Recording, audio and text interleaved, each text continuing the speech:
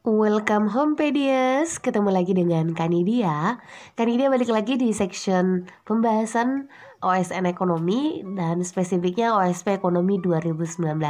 Tapi seperti biasa sebelum lanjut, Kanidia mengucapkan terima kasih banget buat kalian yang udah mensupport dengan cara subscribe, like dan share video ini ke teman-teman kalian, terkhusus para pejuang KSN 2020.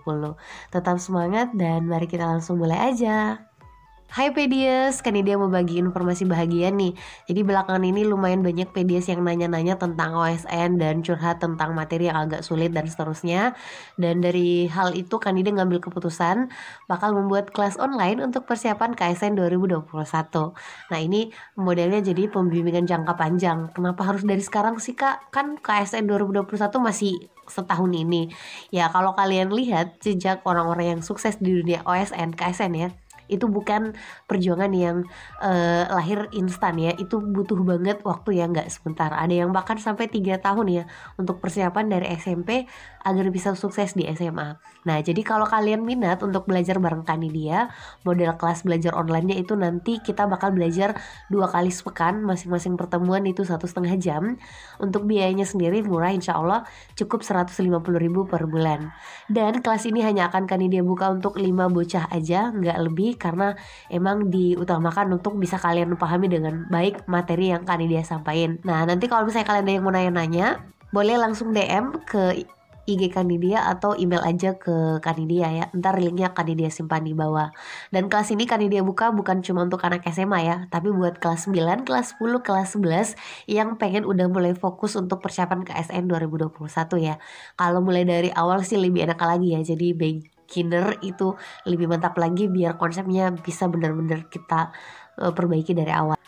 Kelas perdana akan Kanidia mulai insya Allah tanggal 13 Juli sesuai dengan tanggal sekolahan mulai ya. Jadi kalian bisa udah mulai nanya-nanya ke Kanidia atau daftar dan seterusnya mulai dari sekarang. Karena Kanidia hanya akan buka kelas untuk 5 bocah aja. Oke Pedias, sampai jumpa di kelas. Dadah.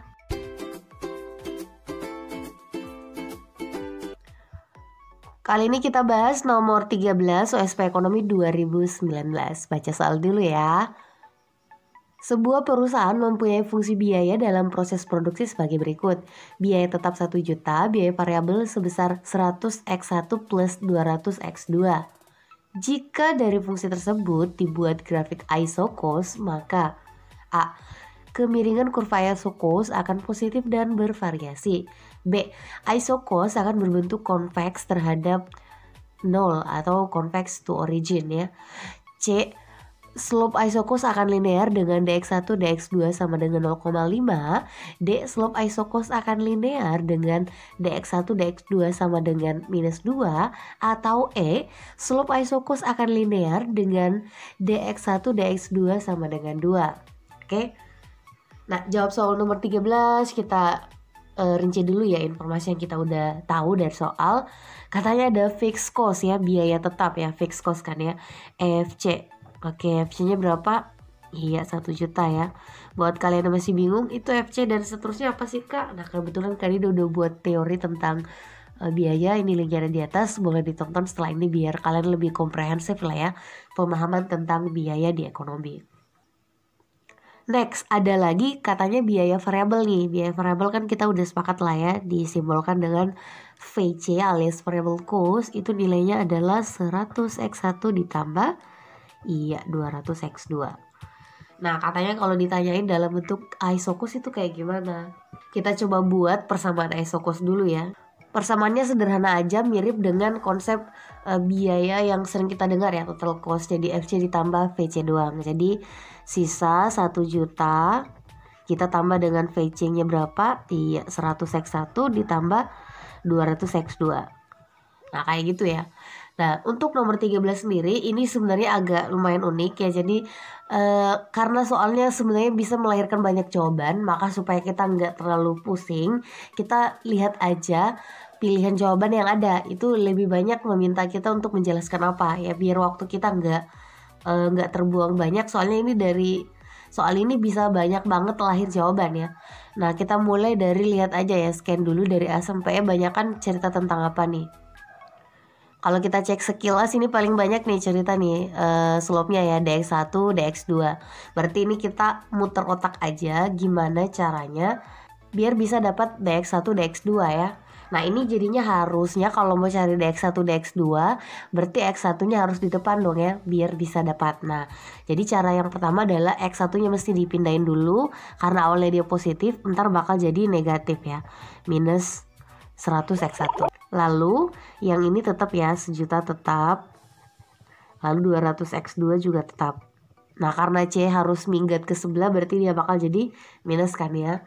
Nah biar kalian gak terlalu bingung kita sederhanain dulu. Ini kalau disederhanain misalnya dijadiin x1 aja ya semua ya. Berarti semua harus dibagi dengan minus 100 secara rata ya. Nah jadi 1.000.000 dibagi minus 100 itu bakal dapat berapa? Iya bakal dapat minus 10.000. Nah selanjutnya berapa nih? 200x dibagi dengan minus 100 itu bakal dapat sisa minus 2 tapi ada x2 kan ya. Lalu C karena dia nggak ketahuan berarti kita bakal dapat minus C per 100 kayak gitu ya. Nggak minus lagi ding, soalnya ini kan minus dibagi minus bakal dapat plus pastinya. Selanjutnya kita udah bisa dong menentukan berapa dx1 per dx2. Ini artinya apa kak?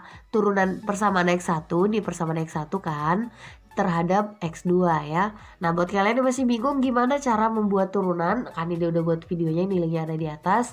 Biar kalian lebih expert ya, karena ini logikanya kita harus jago banget memutar otak biar bisa ketemu cara yang seperti ini. Nah tinggal diturunkan sekali lagi persamaan ini semua terhadap x2. Minus 10.000 karena nggak ada x2 nya sama sekali udah pasti bakal jadi 0 ya. Jadi nggak usah ditulis. Sementara minus 2x2 diturunkan terhadap x2 masih bakal dapat minus 2 lah ya. Nah selanjutnya, walaupun gak tertera dengan jelas, sebenarnya kita udah tahu banget lah ya. C tadi kan adalah biaya kan ya. Nah menurut kalian, kalau seorang akuntan merilis atau menyampaikan informasi biaya, itu bentuknya konstanta atau variabel?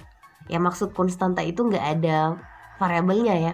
Kok variabel sih? Gimana ya?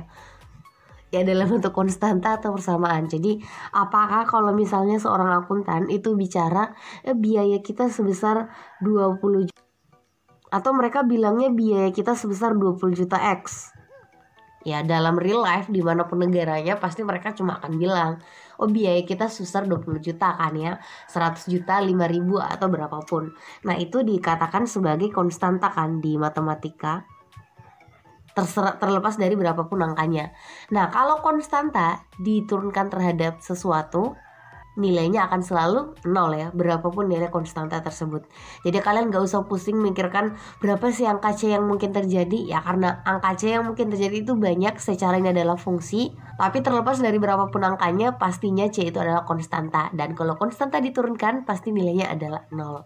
Makanya untuk soal ini, dx1 dan dx2 itu kita udah bisa dapat jawabannya sebesar iya, bagian D ya, minus 2. Bukan 2 ya, jadi harus fokus karena angkanya negatif. Ya, Kanida rasa udah cukup pembahasan untuk soal nomor 13 OSP Ekonomi 2019.